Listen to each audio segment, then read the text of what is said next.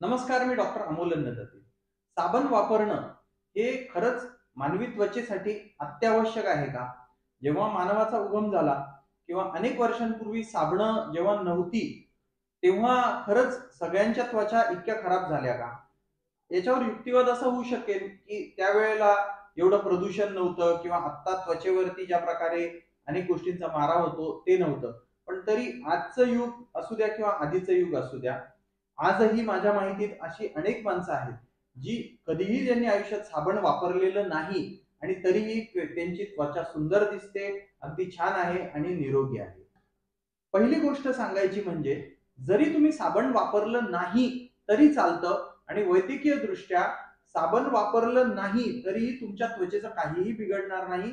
उलट ती राहिली तर अजून चांगलीच राहील. चला आपण असं गृहीत धरू की एक आपल्याला सायकोलॉजिकल मानसिकरित्या चांगलं वाटतं, त्याचा सुगंध आवडतो.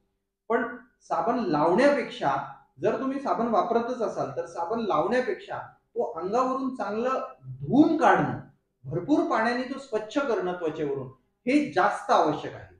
बरेच रुग्ण आम्हाला भेटतात किंवा असे बरेच त्वचेचे आजार आहेत जे साबण नीट धुवून न निघाल्यामुळे, त्याची ॲलर्जी झाल्यामुळे, केमिकल रिएक्शन्स त्याच्या आल्यामुळे होतात. म्हणून साबण लावणं एक वेळ ठीक आहे, पण त्या धुण्याविषयी अत्यंत जागरूक राहा. साबण वापरतच असाल तर कमीत कमी चेहरा आणि केस यांच्यावर साबणाचा वापर मुळीच करू नका. धन्यवाद.